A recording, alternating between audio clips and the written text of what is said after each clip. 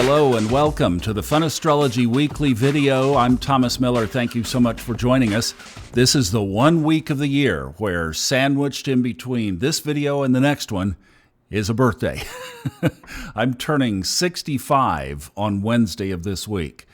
And you know, I'm reminded of Steve Forrest. He put in, I believe it was the Book of Earth. I did the Elements series audiobook narration for Steve, highlight of probably my audiobook narrating career. But he said that when you get to your second Saturn return, which is in your upper 50s, that you're faced with a choice. It's a portal to the next phase of your life. And you can choose to be a grumpy old toot or a really cool old person. And those words sunk in when I read them. And I thought, I'm going to choose to be a really cool old person. Well, birthday aside, and we have that in Lucky Stars too, by the way, our Lucky Stars Club that you can join from funastrology.com. Well, it shows what Wednesday's going to be, but we have a lucky day to start the week off, so let's jump into the chart and take a look at this. Now, before we get into the week, I wanted to show you something just really cool. Look at inside the chart here. Look at all this spaghetti. It almost looks like a sacred geometry image in the sky. Look at all of that. You have the same thing on Monday. This is Sunday. But basically, every single point in the chart is connected by something. So, you know, when we had back in the spring, all the planets, look how everything is connected. There's not one thing that doesn't have an aspect to it. When we had the chart back in the spring and everything was literally in about that much space, all the planets were so tight. That's that laser beam energy, and everybody was feeling it. It was so heavy, and it just felt like you were going to pop. Well, I actually like this. Mark Edmund Jones, who was the guy that wrote the amazing book on horary astrology, it's out of print now, but he also came up with chart patterns, 7 or 8 chart patterns. And this one is called the splay, and it is pretty accurately depicted. You have paintballs in your hand, and you're standing over a wheel, and you just throw the paintballs down on the wheel, and boom, wherever they hit, there's a little blotch. Well, that's kind of what we have. And the symmetry of this is just absolutely beautiful. Look at Monday. It's pretty much the same. I mean, it just is a really cool pattern. Now, after this, it dissipates. So as we click through, let's just go through. See, look how quick it kind of changes. Boy, did you see that rectangle right there? You see that big mystic rectangle? Look, isn't that beautiful? That's part of the energy this week. What do we have on that? This is Wednesday. Oh, that's my birthday. Wow, okay. Well, cool. At least I get a mystic rectangle. All right, so Chiron and the moon. So this is fast. This why it was not there yesterday on Tuesday, and it's not there on Wednesday because one corner of it is the moon. But look, Venus, Jupiter. This is a very powerful signature in astrology. It's 2 sextiles and 2 trines.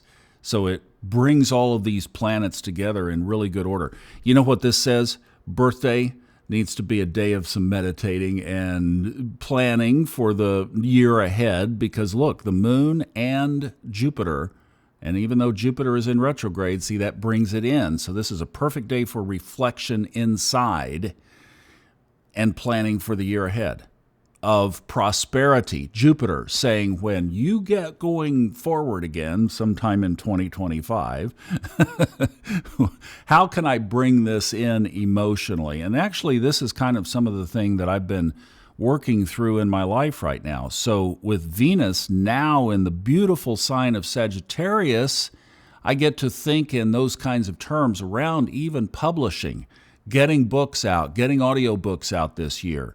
Chiron, all about transformational work, and that's the theme of what we do here. So I just happened onto that, but you can see how the symmetry is just so incredible this week. And oh, look at this. Boom. What do you call that? A grand trine. And what do we have? Well, Mercury and the moon in Sagittarius, which I love because I've got Mercury and Sag right there at that point, 0 degrees. How about that? And Neptune on the other corner. And let's see, what else? We're probably connecting the node, the south or the north node of the moon, and then Mars up there. So another powerful, positive aspect this week, and that's on Sunday. I want to come back to Sunday because we have another really big aspect that day. Let's wind this back. I just wanted to show you that symmetry in the chart. Very interesting and pretty cool. But let's first of all take a look at Monday, and I'm going to flip this chart into a different view. This view is called the natural wheel. It puts 0 Aries at the ascendant point, 0 degrees Aries. So in other words, we're beginning at the beginning, and everything that goes around is symmetric in zodiacal order. But the first aspect of the week, we kind of have parentheses again this week like we did last week in the video last week. This one is a water trine between Mars sitting in Cancer and Neptune in Pisces, 27 degrees. Remember last week we talked about how many things are in these later degrees? Well, here's another one, and we can even connect this, look up here, Mercury and the part of fortune also are playing into this. This is the X with the circle, that's part of fortune. Kind of like the rabbit's foot in the sky in your pocket. It's like in those areas, things are going to turn out okay. Well, what we have here is a higher connection to the home office. And this is going to be with us all week. So if you're catching this video on Sunday, it's there.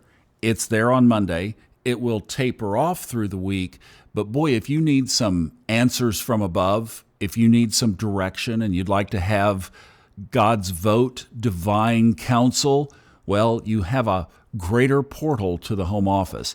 And this is not only in our heart, in our soul, it's also in our head with Mercury here at the table. So this is a way where you can align your thinking mind and your internal mind, your intuitive mind together and get better answers this week. I love, that's the first aspect of Monday morning is this one.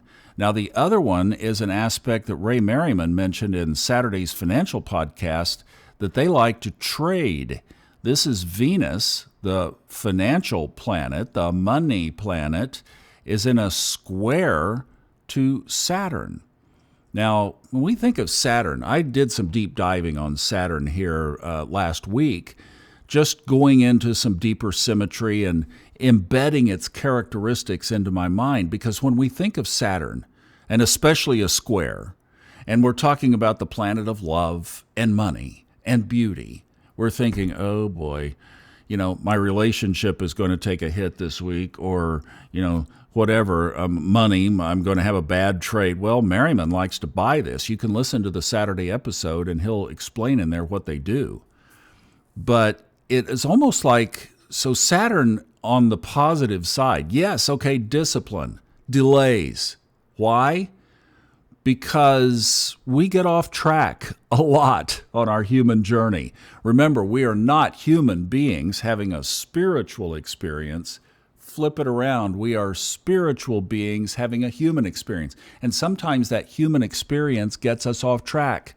We wander under the ropes. We think, I can ski down here. Oops, tree, rock, boom, crash. Well, that's Saturn getting us back on track. It slows us down long enough to hear inside instead of all the chatter of our daily lives. That thing going off all the time, ding, ding, ding, ding, ding, taking your attention away from your soul.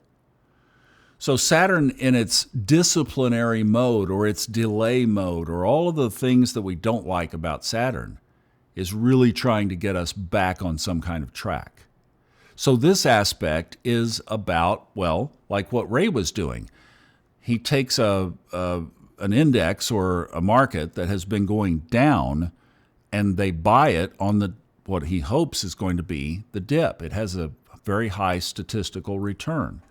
So we can think about if there are areas related to Venus. Venus is about love and relationships and harmony and balance and things beautiful in our lives, creative arts, music, and it's about love. and money. All of the above, right? Have we mentioned those two? So if any of those areas for you have kind of seemed to be going down, then maybe we're at a bottom and it's time to look at, could we turn this around? I'm thinking of our dear friends in North Carolina who have been through so much, so many of them. And, maybe, could it be that this aspect might be some kind of a bottom, some kind of a floor that you can turn and pivot, and maybe things will start getting better from here? It's that kind of an aspect. Then, literally, for the rest of the week, we follow the moon around. Here, on Tuesday, it enters Libra, and then a couple of days later, it enters Scorpio, and then that's our next big event, is on Friday, November 1st. Look, 9 degrees, everybody. We have a new moon in Scorpio. So that's our next big event. So what we're building toward this week is the end of the week crescendo of creating, because on new moons, that's a great time to kind of flush out what is in your way. And see, there's that Saturn aspect that we were talking about. You can use that Saturn energy. And look, Saturn on this day is in a big trine aspect to the new moon. So this is just perfect, exactly what we were talking about, that you have the sky on your side to get yourself aligned properly. And what a better way to do it than going into the depths of everything Scorpio. So with Scorpio, you can pull the covers off of everything and peek into Pandora's box unashamedly because the sky is supporting you. It's saying, go ahead, open that door to those areas of your life that you've covered up, those areas that you don't want to come square to grips with. It's okay. It's the season. So you have the week to do it. This one opportunity in the whole month of Scorpio is right here on Friday. Then the energy pops on Saturday. We have a couple of things. First of all, Jupiter is in a great sextile to Chiron. So you see how the themes of this week, Chiron is our wounded healer. Things from the past that have come into this life for us to live with and deal with and be a part of. Well, Jupiter in retrograde is a perfect time for us to be analyzing and thinking through some of what those things are so that we can game plan that, again, over the months ahead, we are working on our soul path, moving forward, moving higher. Well, here's a little crack, a little window of opportunity this week. Not a big one. It's subtle. You'd have to catch it, but it's there. So it's worth being aware of. As the week proceeds and gets stronger towards Saturday, you have the opportunity to sit down with yourself, preferably with a journal, to go inside, to look at those areas of challenge, those areas that seem to repeat and keep coming back. Find out where Chiron is in your own chart, and those are the areas, the house, the signs, the planets aspecting it, all help you point toward what that Chiron means for you. And then you can start to really do some deep reflection. Perfect time to, again, just like we talked about on Friday, open up the window and look inside. Then Mercury is kind of the rest of Saturday's star in the show because at the end of the day, it moves into, Sagittarius. So that's a great placement. I love it because I've got it. So that happens on Saturday that Mercury moves in there. But before it does, it hits all these later degree planets. So we've got sextiles and trines to the later degrees. Just find them around the chart, and Mercury is probably there. A lot of Mercury activity on Saturday. So that means that we are going to be building into the week that our mind is going to become more positively active in a lot of different ways. We can enjoy that. Align it with our soul, like we've been seeing in the chart, and we have a perfect combination. The head, the heart aligned, boom. This is the week. Then the biggest aspect on Sunday is the one that you do on Saturday, because Sunday we go back to standard time. I'm a fan of daylight savings time because I like to do things in the afternoon and evening. And around here, I guess they tell me, it's my first winter in Southern California. They say it's dark by like 4:30. So I've actually adjusted my whole schedule. If you have my contact information and you try to ring or text or email after about 5 or 6 p.m., you're not going to hear from me until the next morning. And it's going to be early because I'm going to flip. The only way that I can do what I do, because my exercise is very important to me, and getting outside for a couple of hours in the evening is super important. Well, that's going to have to start now at about 2 p.m. I can't get up at a normal time and get everything that I need to do done with this dark 30 thing.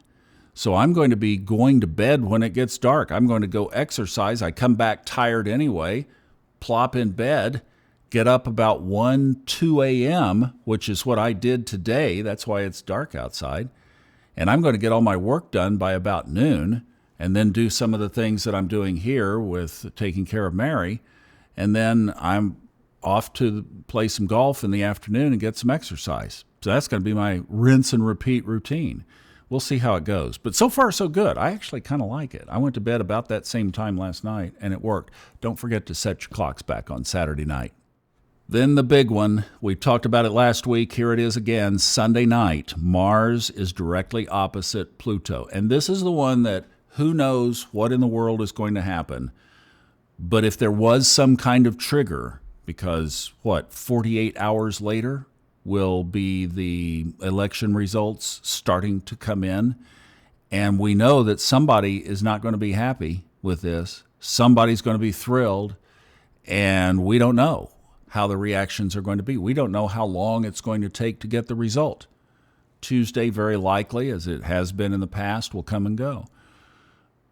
But this aspect is going to be some kind of a drumbeat. And the other thing is that we're going to be in it all week. It's an aspect of tension. It's an aspect of conflict.